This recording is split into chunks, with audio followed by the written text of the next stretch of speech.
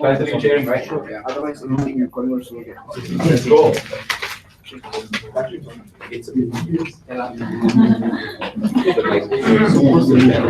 Sam, sorry, can you sit one row behind because we have to sit in one row? Are you? We can get Oh,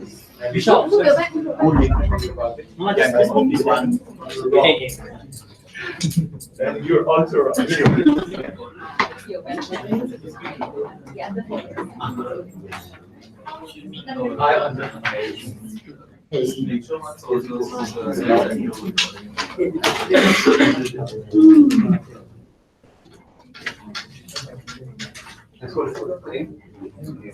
Hello everyone, welcome to the semifinals of Malaysia Free Agents. Congratulations to all the teams who made it this far, and please keep discussions to the minimum and leave the room between speeches. Without further ado, I would like to call upon the Prime Minister.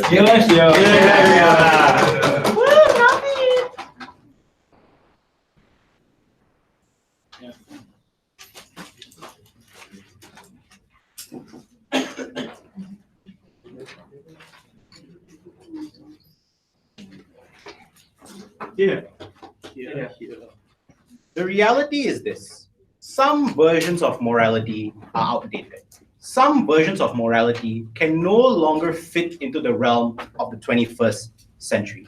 We should stop giving credence to these particular versions. We should completely abandon them, because that is the better version that assures more accountability. It also assures that we have more scrutiny of the things that we choose to believe in. We think that the stance of government in this debate is simple. We think that convenient morality expands into realms that it becomes harmful with regards to preventing accountability, meaning that we are allowed to harm people as a result of our versions of morality. Secondly, I also think the continuous expansion of morality is what prevents us from truly identifying if we want to subscribe to certain versions of morality or not. So what do we prefer in the world of government? I have a really imaginative name for this version of morality. It's called inconvenient morality.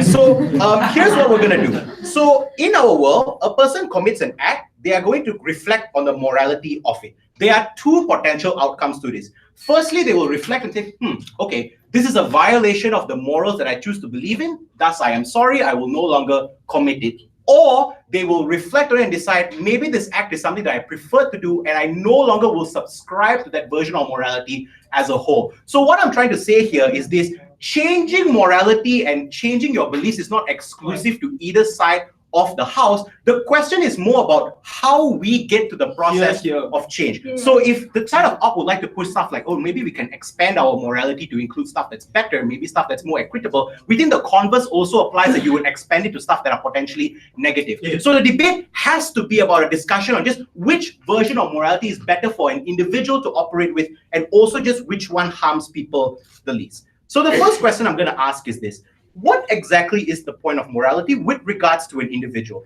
We think that morality oftentimes operates as the major framing guideline that allows and forces you to act in particular ways. So like, there are multiple laws that exist, there are regulations that exist, but when committing and deciding to commit an act, the first thing we rely upon is oftentimes our moral instinct. It's the first thing that comes to mind. That's why some of us are willing to break Good Samaritan laws. That's why some of us are willing to commit acts that are illegal, but we perceive are moral. The point I'm trying to make here is this: morality constricts and constrains a large chunk of our lives, and it's what makes us make the decisions we do. So with regards to the large influence that it has over us, the question is just, where can people make the best versions of morality? The first problem that comes with the convenience of morality in the side of opposition is that I think there is very little scrutiny placed into why you subscribe to the particular beliefs you subscribe to. Here is why. Number one, because you're continuously expanding it, it's convenient. I know it's ironic for you to say that, but yes, it is. So what does it mean? It means every time you commit a particular act, you just say, yeah, my beliefs can fit these particular things,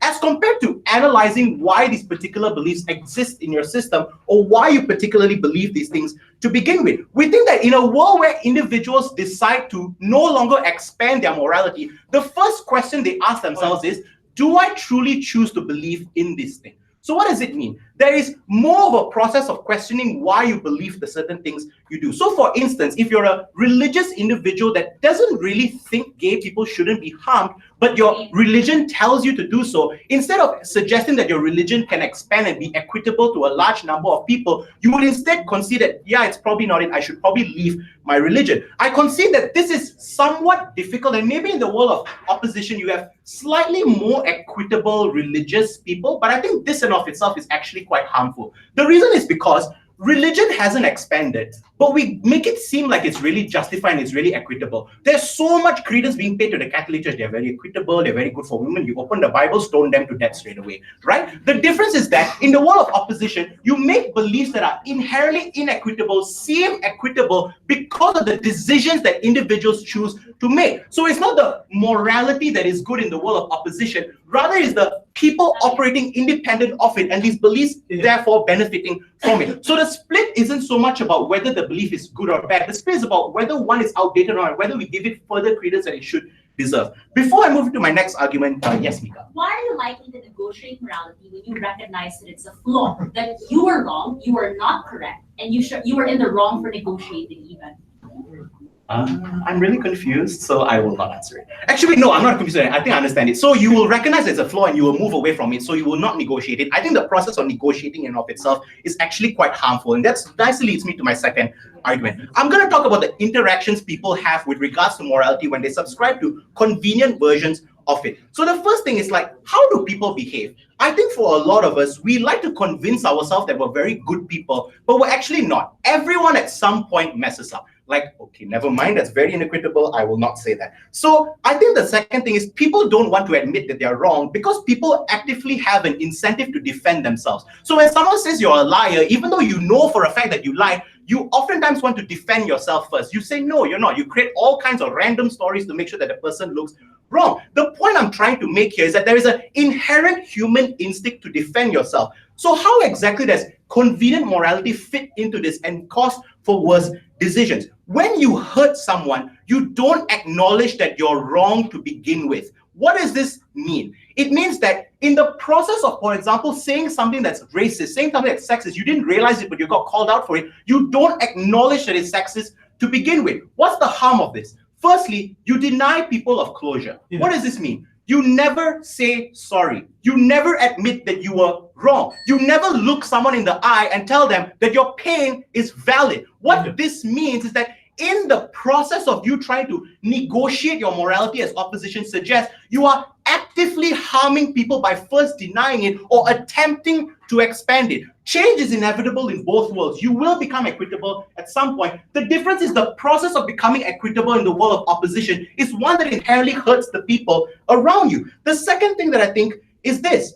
I think assuming that you don't admit that you're wrong at all, and let's just, this is the worst and this is the best case of Gulf, I think the problem there is that you never change. So what does it mean? It means that you continue to carry out behaviors that are hurtful to yourself as well. Maybe it's stuff like smoking. Maybe it's stuff like taking drugs. Maybe it's stuff like working yourself a little bit harsher than you should have. Yeah, I'm talking about my semester here. The reason as to why it is particularly harmful is that you don't allow people to hold themselves accountable to themselves as well. You never have a moment of realization where you realize that you are indeed a bad person and you should become better. That's what the side of opposition has to contest to.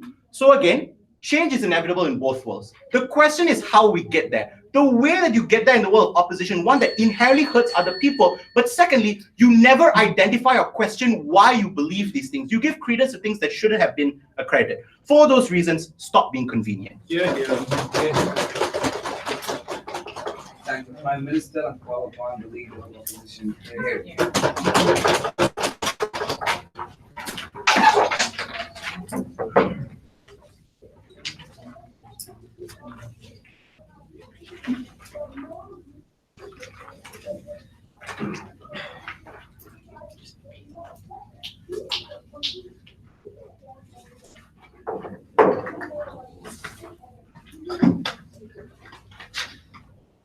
Ladies and gentlemen, we think that the previous speaker was a little bit unfair in his stance, right? Because in this motion, it is a reimagination of a world that we prefer. So he can't say that there are some codes of morality that are outdated. There are some codes of morality that are nice, they're pretty liberal, and we're going to stick to these liberal ones, right? They have to prove to us how it is likely the world would have evolved to reach that conclusion, or how the world would have evolved to favor these more liberal codes of morality, right? And I'm going to prove to you in my speech that the harms he was talking about, like religion being bad and people doing all of these bad things because they believe in it, we think that that's much worse coming from their side of the house if we actually look at how the world is likely to evolve if they believe in inconvenient morality under their side or convenient morality. But let's be clear, right? Our world that we're defending is not status quo, because in status quo you have some people believing in convenient morality, some people believing in inconvenient morality. So we think that it is only fair for us to prefer a world where everyone were to believe in convenient morality, where everyone there believes in inconvenient morality. So what do we think inconvenient morality is, right? We think that it's when you deviate from this set code of morality and you justify it, right? We think that it is wrong to assume from their side of the house that that means that you will always justify something that is objectively harmful, right? And I'm going to prove to you why that's unlikely. We think that what I'm going to prove in my speech is that leads to a more equal world, one where we have greater access to opportunities and freedoms, but also one in a world that is much more advanced and much more where we have much more knowledge than we do now. On to the first argument. Before I go on, yeah, sure. So why is a more equal world likely when the first human instinct is to actively defend yourself and use the most convenient way of doing it through morality, make an equitable world possible? Okay, so if you say that that is the first human instinct, and if you say that in your world you have inconvenient morality, where will never ever say no or negotiate your first human instincts or what you think is to be true, then that's more likely under your world, right? But let's look at it in the through a historical analysis, because in the first argument, just because you say that you have set morality doesn't mean that your code of morality is one that is good, right? And it doesn't mean that there aren't any people in authority, right? Or any people telling you what that set code of morality should be. If you look at history, right, we think that morality has often been dictated and centralized by those in charge. You have the priests, the bishops, the pope in religion, or you have the king in the monarchy, right? And people were told by these people in power that this is what is good, this is what is right, this is what is moral. You cannot challenge religion, you cannot challenge the monarchy. But these set codes of morality were very, very wrong, right? Because number one, you had limited knowledge of the world, right? So you only know what is within your border. So you don't know about black people in Africa because you are a white person in Europe, and therefore you think that they are different and they're wrong, or that they are dirty because of their skin color, right? Or because you think that in the demographics of your place that it was very, very similar, right? So you had no initiative to care about minorities or other people different from you, right? Or thirdly, even if there was knowledge existing within the world, you had no way to globalize and share that knowledge, right? Because it took years to travel across the sea on a boat, or you couldn't interact with other communities and have this idea of multiculturalism, of different religions existing within one another. What that means is that in the evolution of their world, it's probably that this is the type of morality that would have been pervasive. This is the inconvenient morality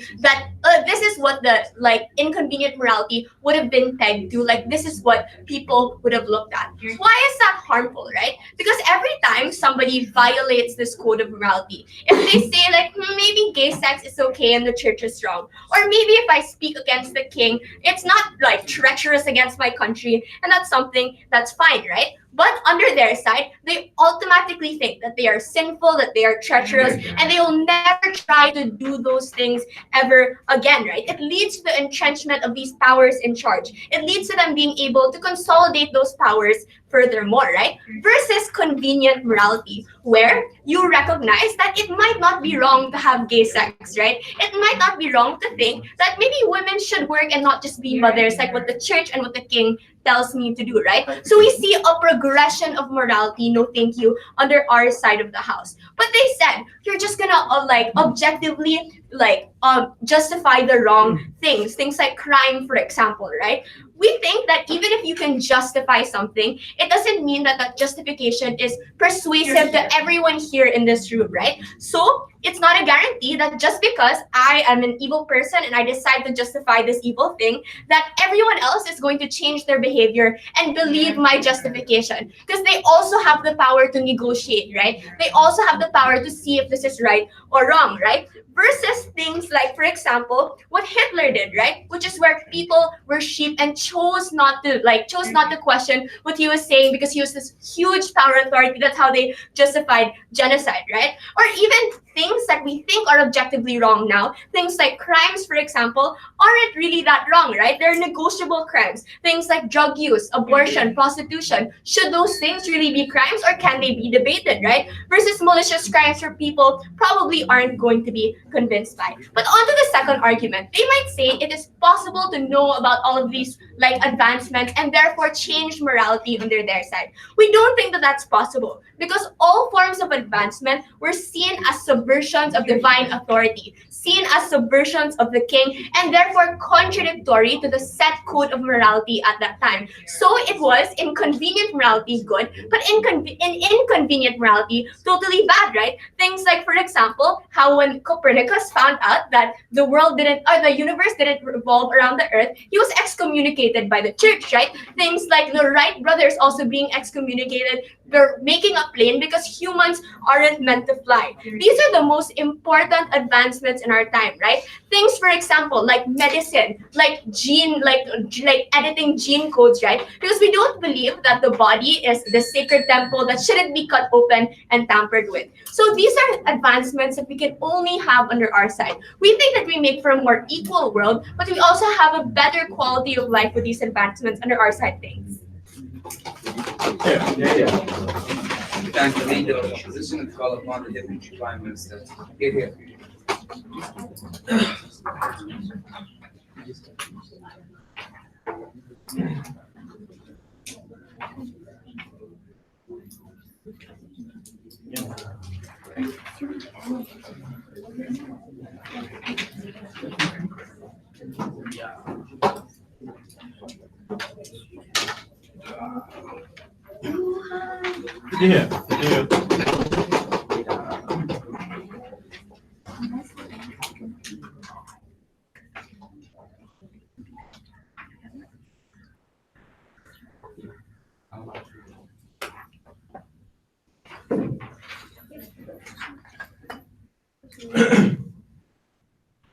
My phone is switching on. Can I borrow your phone?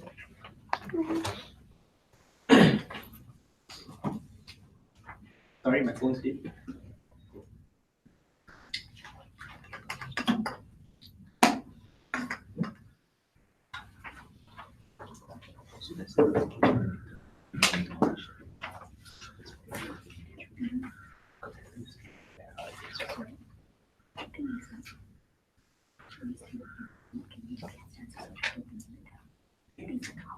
Cool. The reason why the side of Alt will lose this debate is because they were unresponsive to the framing set up by the Prime Minister and the way in which the world works. So they must concede that to some degree morality is malleable, to some degree people do things that don't make them feel good and as a result feel like something is wrong. The question then becomes, when they feel something is wrong, will they justify their current morality with that and say that the wrong act is part of their current morality, or will they ask themselves, is my current set of morality right? Do I need to completely revamp it, or do I justify that act to begin with? Don't let them get away with saying that morality is stagnant, nothing will happen. In our world, the question is, do we challenge the larger, broader construct of morality, or do we say it already fits in our current version? Which is why, before moving on to the one issue in this debate, whether inconvenient morality is more likely to be good or not, a couple of things that just don't fit in. The first, they claim that the reason why things won't change is because we have limited knowledge, and as a result, it doesn't give us exposure to multiculturalism, so on and so forth. Have a seat. I think the first question we have to ask ourselves is, how do people shape morality? Because I don't think when you grow up or you're a baby, your parents tell you, to hate gay people. Your parents tell you to hate African American people. The nuance I'm trying to give you is that the core principle of morality that everyone tries to uphold is being nice, is being kind. But the current problem in society we have is we tell ourselves it's okay to be nice, but not nice to a gay person, but not nice to an African American individual. So I question whether it's true the current morality we are more likely to have is religion-based, like based on exceptions like hating gay people, have a seat, or hating African American people. Rather, it's about being nice and how we go about being nice, how we go about being kind. Considering the premise that your core principle is often to be nice, in your world you make exceptions, but in our world you're more likely to question whether the core principle is right to begin with. You're more likely to question whether it's a good thing. Have a seat. The second thing is, considering this, I think Naveen told you that there's often a self-correcting mechanism. That is to say that if you do something wrong, like if you were a bad person to an African American individual, you automatically feel guilt. You automatically feel as if you weren't nice to this individual. Have a seat. The difference in their world is we'll say, I will make an exception for this one African American person. In our world, you're more likely to question the whole thing. The second thing, I think that like empowerment for minorities and so on would have happened anyway, because more often or not, they happen because of economic empowerment. They happen because we need them in our workforce. They happen because they provide some substantial like reason for us to support them. It's not because we're nice people. It's because we have to practically. Right? So the conclusion to this is, have a seat. It would have happened anyway, but it was more likely to happen better in our when people question the very constructs of morality, whether the church as a whole is right or whether, like, and instead of making exceptions under that rule. But obviously, the question then leads me nicely to my issue, whether inconvenient morality is more likely to be good. And I know what they're going to say. They're going to say, like, what if you have positive experiences to defeat your negative morality? So one, obviously you make making exceptions is a bad thing, but the second thing is note that it allows individuals to oppress you and give you a bit of rights without ever being cognizant of the fact that they are not actually giving you enough rights, that they're not actually doing enough for you. What's the comparative? Even in our best case scenario, they change their morality, so they treat all women right as opposed to one woman right, and as a result, that means we win on a net, less suffering, right? But even if they don't entirely change their morality, have a seat. Why do we win this debate? Because in our world, if you can recognize your moral flaws, you're more likely to doubt your overall morality. So you recognize, and this is important, you recognize that there is potential for your morality to be wrong. What does this mean? You're more likely to be self-aware in interactions with other people. You're more likely to make sure that you're not a horrible person. Second, you're more willing to apologize and give other people closure if you harm them, even if you think you're right, because you recognize that there's a possibility to other people you are wrong, or possibility to yourself you're wrong, and you're more likely to do these things. But in the worst, most extreme case scenario, where an individual just believes that we should discriminate gay people, but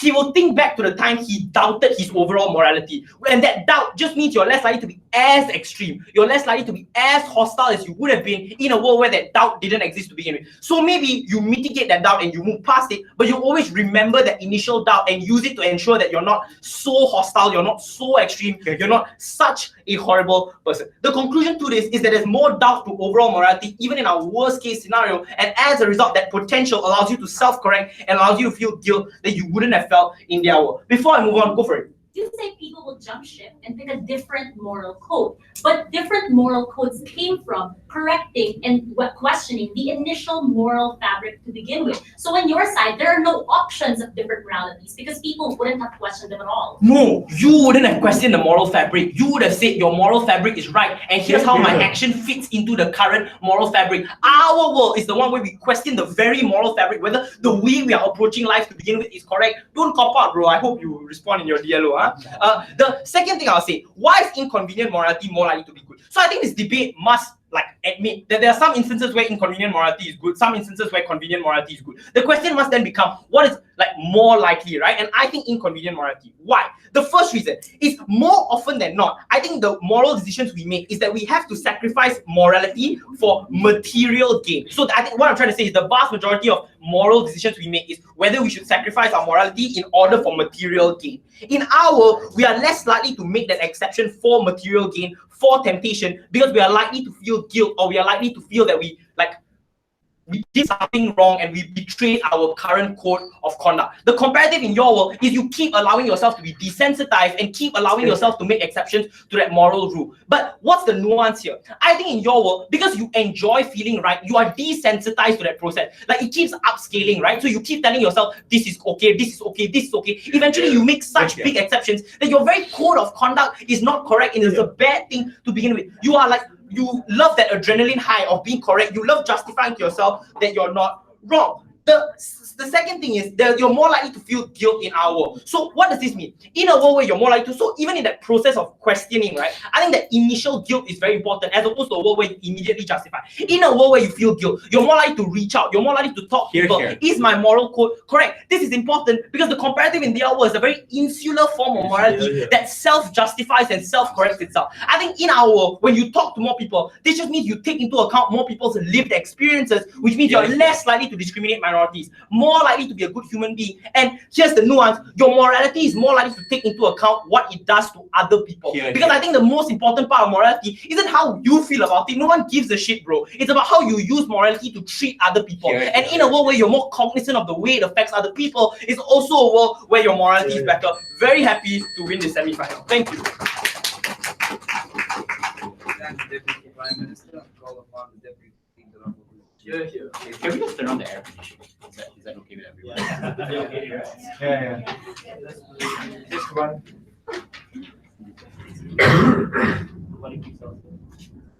No. There are two aircons.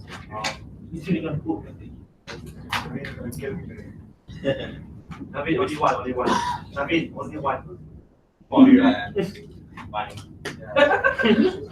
Compromise. Fine.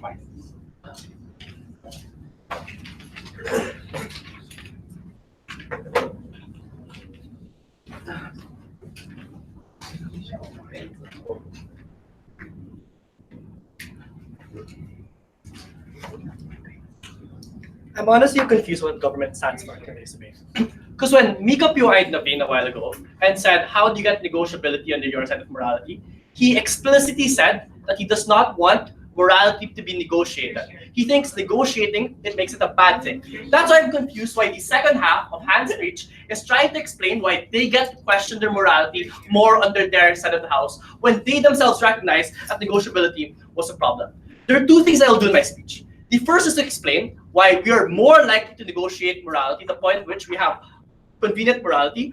I will then explain, secondly, to respond to a lot of the material in the initial part of Hans' speech, explaining why an unquestioned morality will lead to terrible outcomes and will not create the world where we care about the minorities, as he asserts in this speech. And lastly, I'll deal with the best case coming from Gov, which is people never changing, why that's a good thing, and why social justice has always been on the trend of accepting people never changing. So firstly, will you be able to question morality under their side?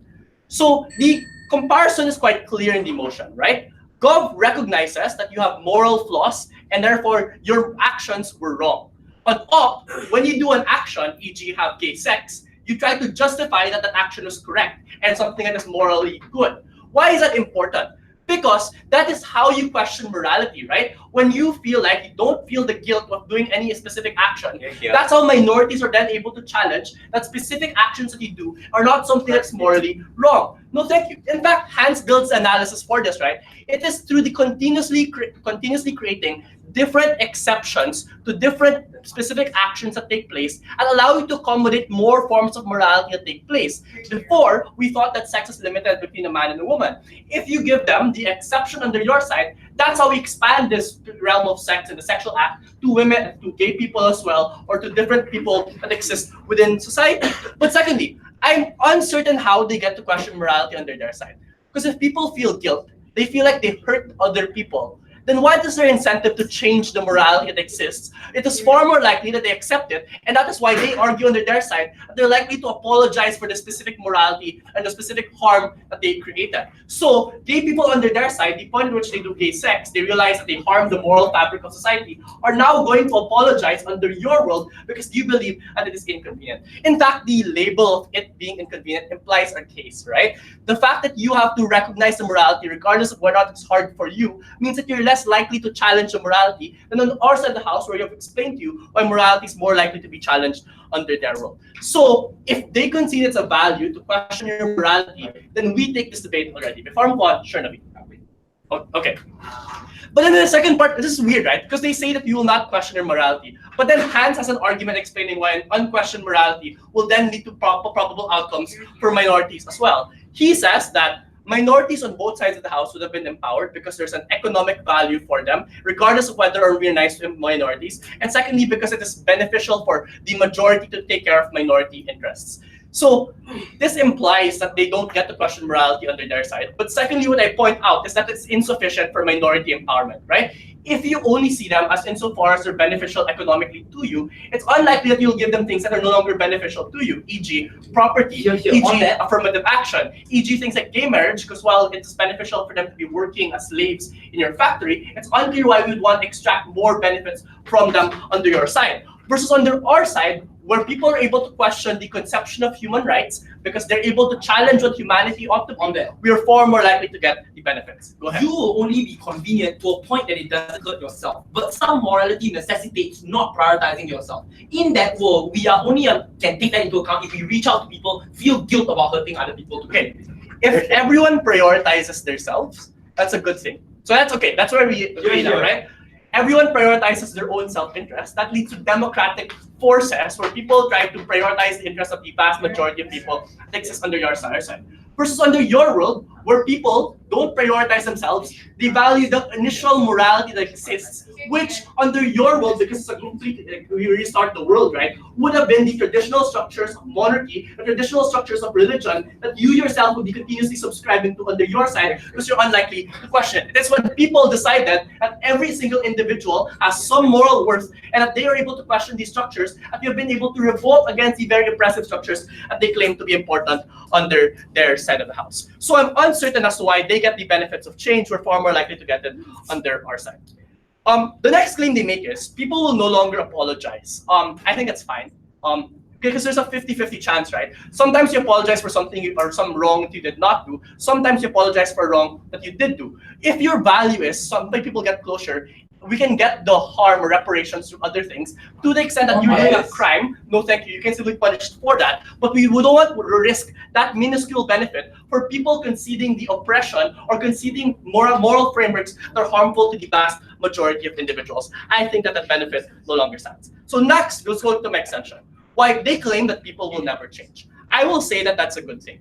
Because if you look at social justice, whenever we have expanded the realm of social justice, actually, yeah, go ahead. Yeah, if you concede that your world prioritizes themselves, what incentive do they have to help minorities if it means giving up their privilege? What incentive do they have to give closure to other people if it means they're not right? Yeah, so this is where the case goes in. So social justice has always been recognizing the inherent diversity of human conditions, always creating more and more and more exceptions that exist because we recognize that everyone can justify differences. The fact that people stop changing under your world is far more likely to be good because the vast majority of the times when we want them to change, it's always to conform to a specific social standard that for the longest time has been oppressing. So in the 1900s, for instance, we wanted gay people to change from their gay actions because we believe that that's oppressive under your side. In our world, where gay people don't change or they do assert their identity, they're far more likely to get the rights that you deserve. Secondly, women, for instance, we wanted them to change specific behaviors. The fact that they asserted that they can get their own behaviors whatever they want,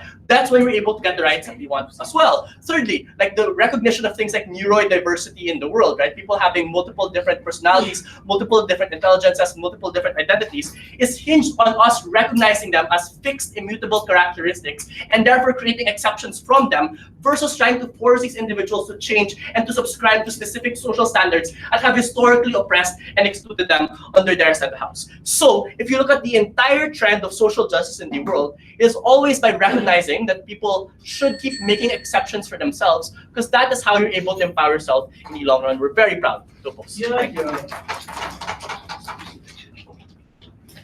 Thank the deputy leader for the position to call upon the government to give you.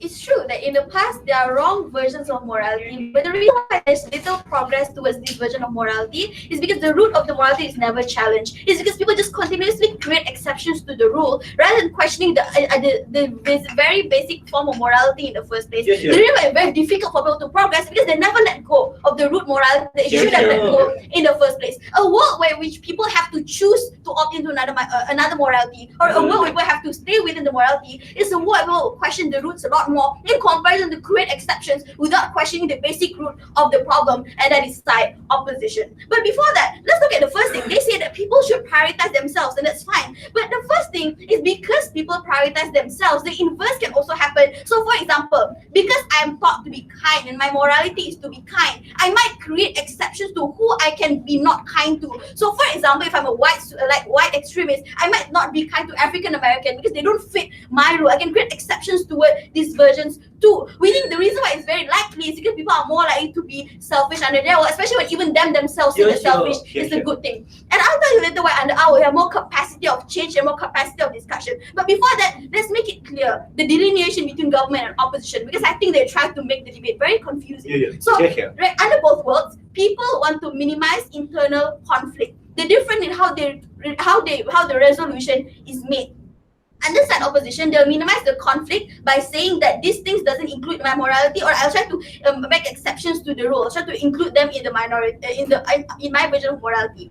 Inside government, there are two possible outcomes. So number one, if you've committed an action that you feel doesn't fit into your morality at all, but you feel good about that action, then you might think that I might actually change my morality because this action makes me feel good. Or the second alternative is because I have committed that action, I feel bad, that means I stick into my morality, I won't do that action ever again. So the best case inside government is that people change the morality for the better. The best side of side opposition is that people fit more things into their morality to make them a better person. But the reason why that's not their best case, not even the best thing ever, is because for a sexist man, so once you fall in love with a woman, you make exceptions, say I might not be sexist to this woman because I fall in love with her. The reason why this is bad is you will still be sexist to all the other people because you never challenge your belief. The competitive in our side is for that sexist man, it's more likely for them to question, is it correct for me to be sexist? Not only creating exceptions for specific types of individuals. And the reason why that's harmful is because that kind of compromise is very conditional on who that person is. We think under our morality is less conditional on who they interact with, more likely to be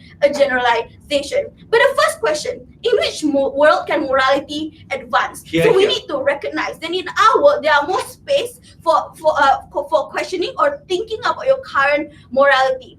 Why is this true? The decision in order for you to think whether or not you want to accept any morality or whether or not you want to let go of a morality is very difficult, which means that in order for you to make this decision, you need to take a lot of time as compared to on the other side where you just create, when you just make exclusions to the rule, it's very easy, it's not, it doesn't require that much effort. With that being said, with that decision being more difficult, people take more time to think about their morality and the decision they want to make. What does this net increase of time thinking about the morality result in? You think more time, meaning more time to think about the roots of your morality.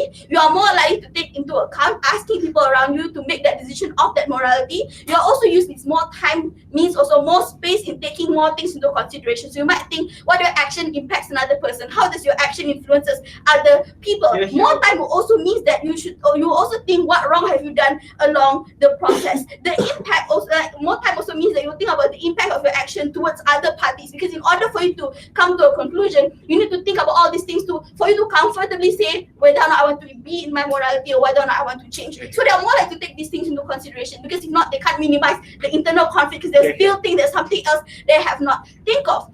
Because so the comparative under their side is because the decision is a lot easier. The decision to include more things or to exclude more things of morality is a lot easier. You take less time. With less time, you take less things into consideration. You are less likely to think about other inputs, and because of that, minimizing conflict, internal conflict on their side is a lot easier. We think it's very difficult to think about all the other things that can possibly make them change. So because of that, their version of morality is very unlikely to change in very drastic ways. The conclusion to this is that under our number one, you have more time. But also number two, you have more room for people to enter your thoughts. You have more room to take other people's thoughts into consideration because you want to make the best decision that you won't feel internally conflicted with. But on their side, they have no reason to. It's very easy to just shift or like add things into your own opinion. You don't like, you are less likely to take different things into consideration. Before that, yes.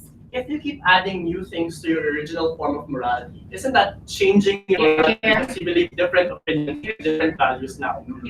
Yeah, like if you create exclusions or you're adding things to your morality, number one, you never really change the internal things, the internal where your morality comes from.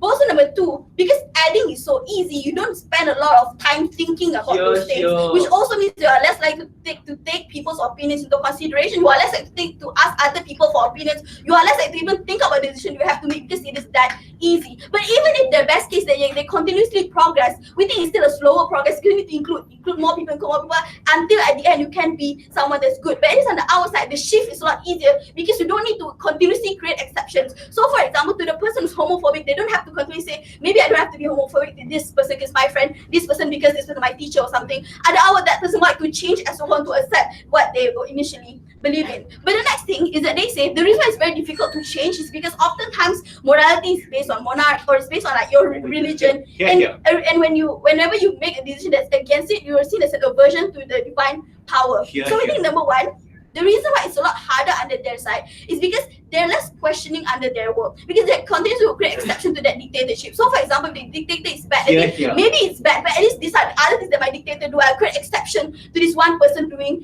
something bad. And that's the reason why people don't really question them. The comparative under ours, people would think about if this morality actually correct. And considering the whole characterization, when they say that everyone our work would be would think about the same thing, then we think under our work, everyone will more likely to be questioned. Which means, like for example, the church, who are more likely to revolt against the church, who are more likely to question the morality of the church. In comparison to this, when they just create exceptions, and because of that, they don't question the value of those things. So we think in a world where you want to question governments, you want to question monarchs, everyone cannot be convenient in their way of thinking, just continuously making exceptions.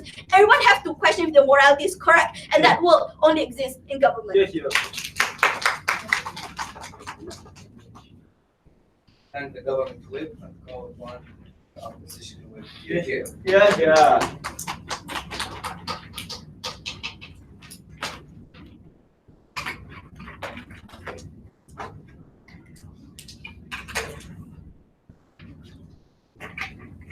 Hold on. Just like organize my things. Okay.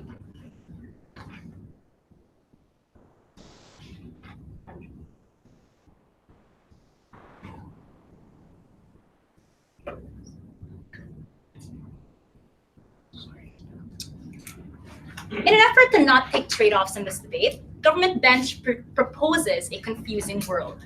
They say, if you make a mistake and you are wrong, obviously everybody in this world will recognize their fault and say sorry. But if you make a mistake and you're right, then you will automatically jump ship and pick a different moral code. This is very weird because if in their world, people have the choice to either reflect or jump ship, then their benefit is marginal because they haven't explained to us why majority of people would then say sorry and why majority of people are wrong. But if we assume best case scenario that you can do either, we ask two questions. So we also explain why this best case scenario is not possible.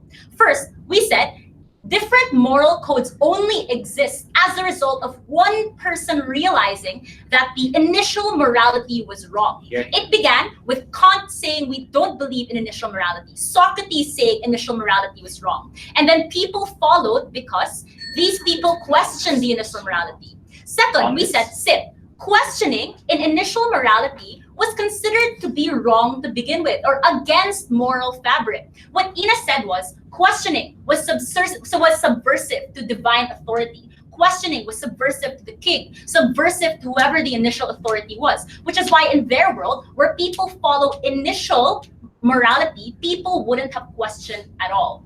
They have yet to explain to us why they have some form of negotiation on their side, but it's also weird since they explained why negotiation was wrong to begin with. We don't really know what they want in this debate. But let me explain why, one, our mode of negotiation is significantly better, and why negotiation in itself is an important value. So first, let me explain. Both sides concede that initial morality was wrong, and they turn this debate into where do we best approach initial morality?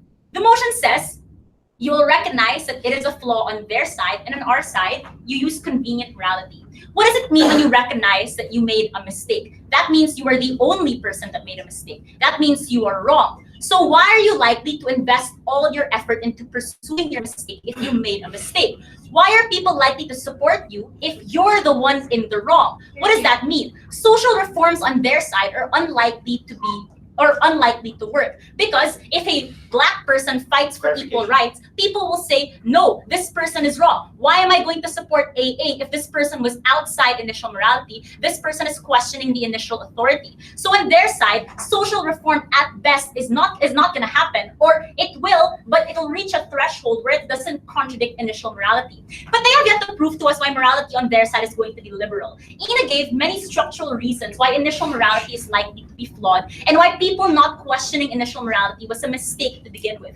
First, she said we had limited knowledge about the world, which informed the way we shape morality. We believe that Black people were inferior because they came from different biological origins. We believe that the Earth was the center of the universe, therefore we could pollute and destroy everything as much as possible. What does that mean? In a world where you don't question initial morality, this is the morality that would have stuck. This is the morality that people would have continuously believed, because in our world, people would have expanded their knowledge and questioned that this was wrong. On their side, they wouldn't have questioned this initial morality, because again, questioning would have been an immoral thing to do. Second, we say questioning is more often than not illegal. Revolutions are illegal. Killing leaders, assassinations of terrible dictators is illegal. The grandest social reform that we've ever had in history came from people who were criminals in their own countries. We say on their side, the probable social reform that's going to take place is very, very minimal, or not going to happen at all. It's only on our side that it's actually going to happen. So what's the conclusion of this? So on their side, the minorities, who are likely the ones who are harmed since they don't have the helms of power, since they're the ones who don't shape minority, are the likely parties that are going to be harmed the most on their side of the house. It is our side that gives power back to minorities, because we allow them to question morality, and we allow them to make reforms that take away power from the most powerful. Sure. So if the best case of opposition is that we can question and thus start a revolution, why doesn't that also apply to Gov when we can question and change the morality, thus leading to the same revolution? Because you don't question morality. If you're flawed na, then you wouldn't have questioned initially. And if people think you're wrong, they wouldn't have supported you as well. So your revolutions wouldn't have been effective, because nobody would have supported you if you were in the wrong. On our side, where you blur the lines, sometimes when you break the law, you're wrong. Sometimes you break the law, you're right. Then you allow them to get support on our side of the house. On your side, they will never get support, because they will always be seen as criminal, will always be seen as subservient, always be seen as not agreeing with the rest of society. So their side is significantly worse. But then they say the reason why initial morality is going to be good is because people are naturally good. We don't think this is the case, and if you look at it, they haven't given structural reasons of why people are naturally good to begin with. We agree with Naveen when he said people are naturally selfish and people are naturally self-interested. But what Nacho said was, even if we have a world where majority of people or all people are selfish, then that's great, because that's what creates democratic institutions. We say the reason why we created societies was because it was beneficial for us to have a group of people to protect us, to have a group of people to trade with, to have a group of people to get food from. And in exchange, we will give them money, we will give them goods, etc., etc. It is also your self-interest that allows you to give to other people as well, which means in our world where people are only self-interested, then it is also in the self-interest of other people to give, which means it's not a really shitty anarchist world that we exist on our side of the house. But last, our worst case scenario is you have criminals that may potentially you have criminals that may potentially justify their crimes. First of all, coming from Ina, we said just because you are allowed to justify it in our side of the house, it doesn't mean that people will find it persuasive. What does that mean? Our world, worst case scenario where people try to justify, it's not going to be bought by everybody at all. Because you still have to justify, everybody's allowed to question, which means not everybody will believe it if you say genocide is good. But in their side, it's true. People make mistakes all the time. There's no way to correct people who make mistakes because people will just automatically agree that this is a good thing. Therefore, a world where everybody questions on our side prevents the worst possible atrocities, but on their side, they have no way of correcting these terrible injustices. But secondly, the reason why our world is significantly better is just because their side, again, defends initial morality, which they never explained was good already. They never explained why they're more able to negotiate. Our side is significantly better because we evolve the times to the world is to how the world is changing, and we also now put question. Thanks.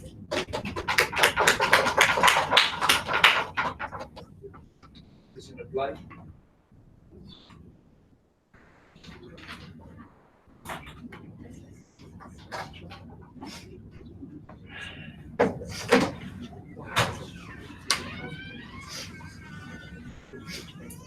I'll divide my reply into two parts. The first is explain why in the definitional debate, opposition clearly wins by virtue of the arguments you provided. But secondly, I will then explain in the parts where we do agree, why we gave substantial material that was unresponded to by government bench. So first, both sides agree that we want to change morality. There's just a question of how do we get there, right? Their method seems confusing because they say the reason as to why opposition will not change their morality is because if you believe in a specific set of morality, all you will keep doing is keep creating exceptions and exceptions and exceptions, but the morality does not change. But our question we ask in the POI is, if you make an infinite number of exceptions, or even a significant number of exceptions, then your morality did change, right? So for instance, you're a Christian, then you make an exception, I'm a Christian, but gay sex is okay, but abortion is okay. That's a different form of morality, even if nominally or by name it is Christian, that morality already changed under their side. But my question is, how does morality change under their side? I think I realized it after they answered the POI. They misunderstand what recognized moral flaws are. Recognized moral flaws does not mean the morality is flawed. It means your action was a moral flaw and a sin that you created. That's why you feel guilt, which is what the argument of Naveen was in his speech, right? That's why you feel like you did something wrong. So if you felt like you did something wrong because Christianity told you did something wrong, why will you then question morality under their side of the house? So we would suggest, if you believe Gogwip, that we continuously create exceptions, that proves that our morality changes under our side, while it's unclear how the morality changes under their side. But secondly, they said, well, exceptions will be used for bad. Our side said exceptions will be used for good. How do you break this deadlock then? Because they said exceptions will be used to be bigots against gay people, against black people, etc., etc. We're saying exceptions would be used to justify gay people and black people existing within society. The way you break this deadlock is by asking the question, what was the initial base morality, right? Because if the initial base morality was bad, then exceptions are good because then it reduces that morality. If it was good from the start, then exceptions might be bad, as they say. They assert from Hans's speech that the base morality was good, right? Because we were taught to be kind. And that is the only reason as to why the base morality under their side is a good thing and exceptions will be a bad thing. Versus the structural reasons coming from Ina, where we explained that the initial version of morality before was terrible, right? That was very, very discriminatory, where they didn't see other people as humans and they taught them to be slaves. So exceptions, or making exceptions from that, is a great thing in humanity because that's how we get social progress and that's how we get social change. That's why the question of which morality is more questioned and gets more better off, we win that already. But secondly, if you don't want to deal with this definitional debate, I think you should do, because that's the majority of debate anyway. Where do we do agree? First, we agree that people are more likely to be self-interested. We say that's a great thing, because if everyone in the world is self-interested, dictators are unlikely to rise into power because they're not able to persuade people to put their interests above other people that exist under their side, because they're far more likely to challenge. As Ina pointed out, it is the people becoming sheeple, following whatever the morality is dictated at the time, that creates the injustices that exist in status quo today. The second thing we both agree on is that people under opposition are unlikely to change. We said that's a great thing, because if you look at throughout history, humanity has always just been excluding more and more people because we recognize that the birth lottery makes us different, that diversity is a good thing. That we shouldn't be forcing gay people into fulfilling heteronormative standards. That we shouldn't be forcing people with different intellects, different IQs, different EQs to be subsuming to the current societal standards because they should be more accommodating with.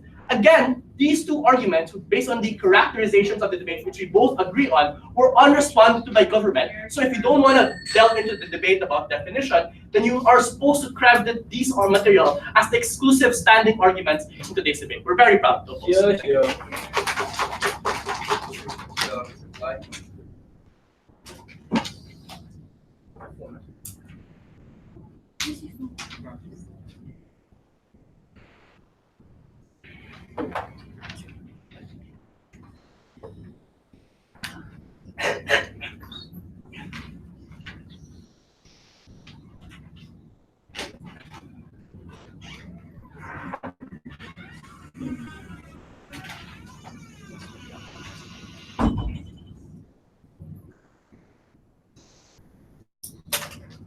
Cool.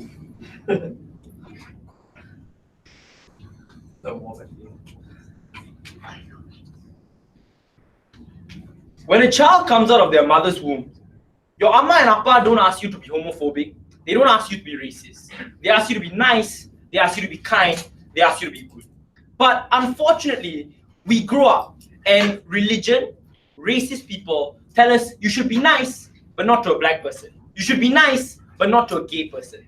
Note that we told you that yes, that the initial morality is often nice, and them just asserting otherwise doesn't prove anything. But even if you don't believe this, we were incredibly charitable in this debate. Even if we believe that this initial morality of like religion and homophobia range true, all our arguments still apply and we still win. But note that if the premise is the initial morality is often nice, which went unrebutted because simply people want to be good people and people want to be nice and kind, then we definitely win this debate because religion makes exceptions, racism makes exceptions. But what are a couple of key problems that they make them lose this debate? The first, the Deputy Prime Minister concedes that individuals will be, the Deputy Leader of our will concede that people are more likely to be self-interested, and this means there's a democratic process, so on. But this literally concedes to all our arguments about you not listening to other people, about you not caring about how your version of morality affects other people. So yes, you feel good about yourself, but you make hundreds of other people feel horrible in all your daily interactions with them, and they never explain why that net increase of suffering still justifies how you feel. Because you are the one with a threshold for minorities. You will never help them if it means giving up your privilege. You will never help them if it means anything else. The comparative in our world is when you feel guilt, when you feel as if you hurt someone else, you're more likely to consider if maybe my morality should prioritize different things. The second thing, if it's true there is some capacity for revolution and so on, the question must then become, within that capacity for revolution, who revolutionizes in a better way? But I don't even understand why you have an initial impetus to revolt to begin with. Because in your world, you think that the overall structure of morality is correct. Why go against an oppressive government if they're only bad sometimes? They're not overall bad, right? But in our world, if we admit that they're bad overall, we are more likely to revolt, more likely to question these very structures to begin with. So you can't get away and assume you have revolutions because you are the one that makes exceptions to these people. The last thing, in their best case, wow, this really lost them the debate. People make infinite exceptions so their morality changes. But this is not true because even in their best case, like you say, you're nice to your mother, nice to your sister, nice to your cousin, nice to your second cousin, you still discriminate women. So your initial morality is still wrong, and as a result, the infinite amount of exceptions you make doesn't take away from the fact that you are not a good person. You didn't change your morality and question the very fabric of whether we should feel this way. The last thing, we are more likely to question individuals because in our world, we are nice, but not in your world, you're nice, but not to these people. The earth is the center of the universe, but we'll make exceptions for scientific evidence as if they're anomalies. In our world, we are more likely to question the overall thing. The last thing, where is morality more likely to be good? We told you, one, you won't make exceptions and you're more likely to focus on forward progress, you're more likely to focus on overall thing. Secondly, you're more time to think about your problems, you're more likely to ask third parties, you're more likely to feel doubt, you're more likely to feel guilt. This leads to all the benefits of multiculturalism they wanted. In their world, they didn't respond to the analysis that you'll never think about morality. You're desensitized to repeatedly making exceptions for yourself because it feels good. It feels good to be right, and you're desensitized to questioning your very morality, and you just keep making exceptions to become a worse and worse and worse person. So considering and the last thing is, you don't hold yourself accountable. At the end of this debate, we must admit that morality to some degree sometimes needs to be changed. The difference in our world is that morality has some capacity to be changed when people are not desensitized to the exceptions they make. They're more likely to question whether they're good people to begin with, instead of repeatedly convincing myself that I'm a good person without actually changing the reasons why. Even if you don't believe any of this, panel, the reason why we win is because our morality takes into account how it impacts other people. It takes into account how it impacts third parties. We're more likely to ask people for their opinions, more likely to ask people for their lived experiences. Never been prouder to go to a final. Thank you. Yeah.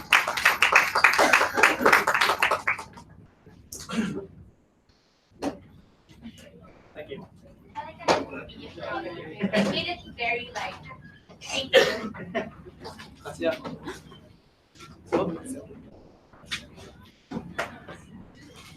Yeah.